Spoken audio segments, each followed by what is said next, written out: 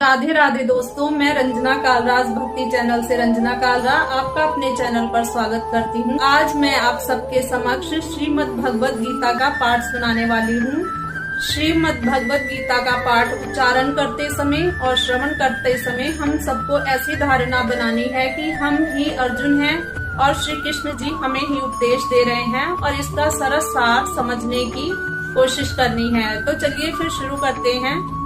बोलो बांके बिहारी लाल की जय। श्रीमद् भगवत गीता भाषा 9वां अध्याय प्रारंभ। श्री भगवान ने कहा, तुझ निंदा रहित को यह फिर परम गोपनीय ज्ञान विज्ञान सहित मैं कहूँगा, जिसको जानकर तू अशुभ पाप से मुक्त हो जाएगा। यह विद्याओं में राज विद्या उत्तम विद्या है। यह उत्तम रहस्य है, ये पवित्र है, श्रेष्ठ है, यह प्रत्यक्ष में अनुभव में आने योग्य है। यह धर्ममय है, यह अविनाशी है और कर्म में लाने में अति सुगम है। हे परम तप, जो जन इस धर्म में श्रद्धा नहीं रखते वे मुझे ना पाकर मृत्यु और संसार के मार्ग में ही बार बार फिरते रहते हैं। यह वह ज्ञान है कि यह सब जगत मुझे अप्रकट रूप से फैलाया गया है। सब भूत मेरे आश्रित हैं और मैं उनके आश्रय पर नहीं हूँ। मुझ में सब भूत नहीं हैं, ऐसा भी एक प्रकार से कहा जा सकता है। परंतु तू मेरे योग के ऐश्वर्य को देख। मेरा आत्मा प्राणियों को पालने वाला, भूतों का उत्पन्न करता और भूतों में रहता है। जैसे सर्वत्र जाने वाला महान वायु आकाश में स्थित है, ऐसे ही सब भूत मुझ में रहते हैं। ऐसा तू धारण कर। हे कुंती के पुत्र, कल्प के क्षय होने पर सब भूत मेरी ही शक्ति में समा जाते हैं। कल्प के आदि में मैं फिर उनको उत्पन्न करता हूँ। ऐसे सभी वचनों में विषात्मा की भावरूप अभिव्यक्ति का ही प्रकाश है। जैसे यंत्र विशेष पर दूर देश के शब्द स्फुरित हो जाते हैं, इसी प्रकार परमात्मा के धाम की वाणी भी कभी कभी किसी मुख के यंत्र से स्फुरित हो जाया करती है। पार ब्रह्म से एकता प्राप्त करने पर उस परमात्मा के पद का ही वर्णन होने लग जाया करता है। किसी भी देश में किसी भी समय भगवान की अभिव्यक्ति का होना बुद्धिगम में युक्ति युक्त और अनुभवगत वार्ता है।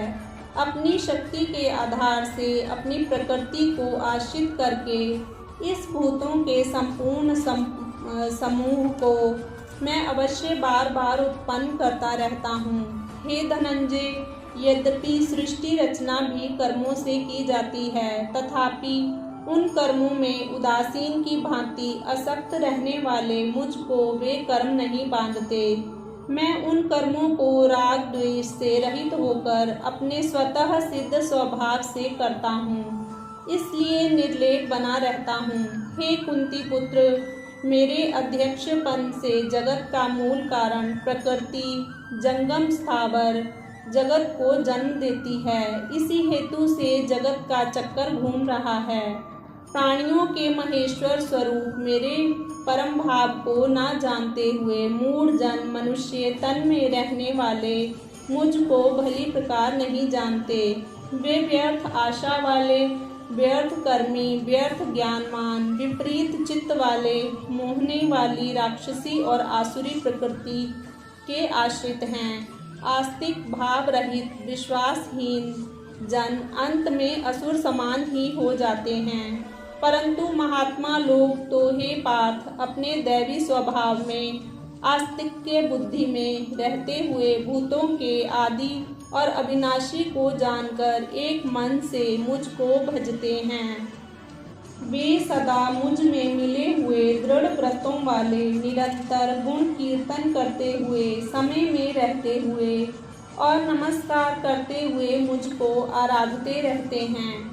और दूसरे उपासक जन परमात्मा एक है, सबसे पृथक है, अनेक प्रकार से विद्यमान है और सब ओर मुख वाला है। ऐसे भावयुक्त ज्ञान रूप यज्ञ से पूजन करते हुए मुझको आराधते हैं और दूसरे उपासक जन परमात्मा एक है, सबसे पृथक है, अनेक प्रकार से विद्यमान है और सब ओर मुख वाला है। ऐसे भावयुक्त ज्ञान रूप यज्ञ से पूजन करते हुए मुझको आराधते हैं। सब प्रकार के शुभ में अपनी प्रेरणा दिखाते हुए महाराज ने कहा, यज्ञ करने का संकल्प मैं हूँ, यज्ञ भी मैं हूँ, यज्ञ का हवि मैं हूँ, यज्ञ की वनस्पति व यज्ञ अन्न मैं हूँ, मैं मंत्र हूँ, मैं घृत और मैं ही अग्नि हूँ, हवन किया गया द्रव्य भी मैं हूँ। इस जगत का पिता, माता, धारण करता और पितामह मैं हूँ। जानने योग्य पवित्र ओंकार, ऋक्, यजु और सामवेद भी मैं ही हूँ। इनमें मेरा ही प्रकाश, मेरी ही प्रेरणा है। मनुष्यों की गति, प्राणियों का पालक, प्रभु, साक्षी, निवास, शरण, हितैषी मैं हूँ।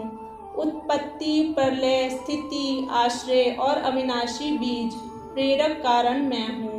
सूर्य के रूप में मैं ही तपता हूँ, वर्षा को रोकता और बरसाता हूँ मैं। अमृत और मृत्यु, प्रकट और अप्रकट, हे अर्जुन मैं ही हूँ। सब परिवर्तनों में और विकासों में एक ही विश्वव्यापी नियम काम कर रहा है। सारे कारण कार्य जगत में भगवान का आदि प्रेरक संकल्प ही परिमाण मात्र का कारण हो रहा है। इस विशाल ब्रह्मांड वृक्ष का बीज ईश्वरीय संकल्प है। तीनों वेदों के ज्ञाता, सोम रस पीने वाले पाप रहित जन यज्ञों से मुझे पूज कर स्वर्ग की गति की प्रार्थना करते हैं। वे याजक पुण्य रूप देवलोक को पाकर स्वर्ग में दिव्य देव भोगों को भोगा करते हैं। वे वहाँ महान स्वर्गलोक भोग कर पुण्य कर्म फल समाप्त हो जाने पर फिर मृत्यु लोक में आ जाते हैं। इस प्रकार कई धर्म वाले फलों की कामना सहित जन्म मरण के चक्कर में पड़े रहते हैं। जो अनन्य भावयुक्त जन मुझको चिंतन करते हुए मुझे आराधते हैं, उन सदा मुझ में रहने वाले उपासकों का योगक्षेम मैं चलाता हूँ। हे कुंती पुत्र, जो भी श्रद्धा युक्त भक्त अन्य देवताओं का पूजन करते हैं, वे भी अवधि से मुझे ही पूजते हैं, क्योंकि मैं ही सब यज्ञों का भोक्ता और प्रभु भी हूँ।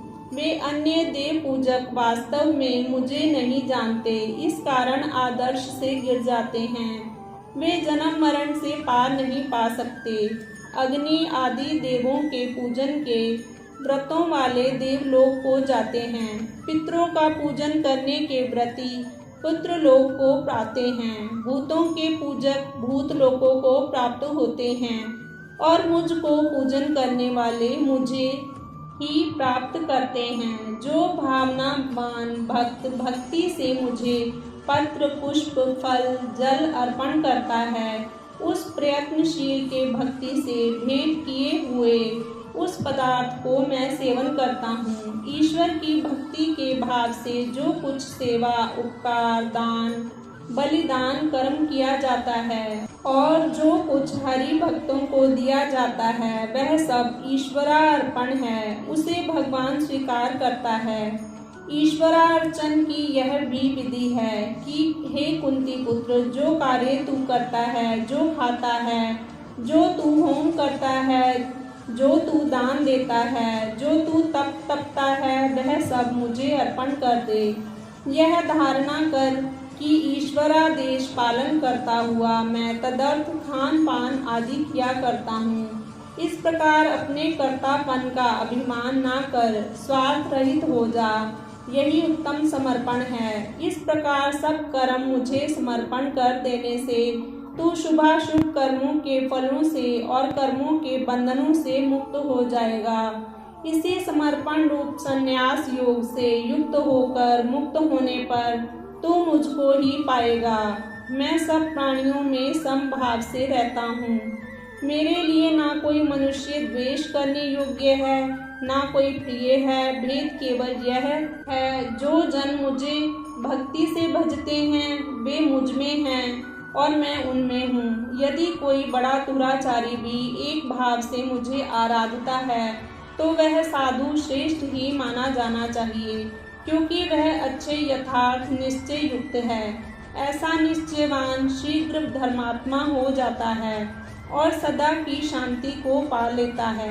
हे कुंती पुत्र, तू निश्चय पूर्वक जान ले कि मेरा भक्त कदापि नष्ट नहीं होता, उसका उद्धार अवश्य ही हो जाता है। हे पार्थ, जो जन पाप जन्मों वाले भी हों, चोर, डाकू व अन्य क्रूर वंश में भी उत्पन्न हुए हों, जो घर बाहर के काम में लगी हुई स्त्रियां भी हों, और जो रात दिन व्यापार करने में तत्पर वैश्य भी हों, और मेहनत में लगे हुए श्रमी भी हों, वे भी मेरा आश्रय ग्रहण करके परम गति को लाभ कर लेते हैं।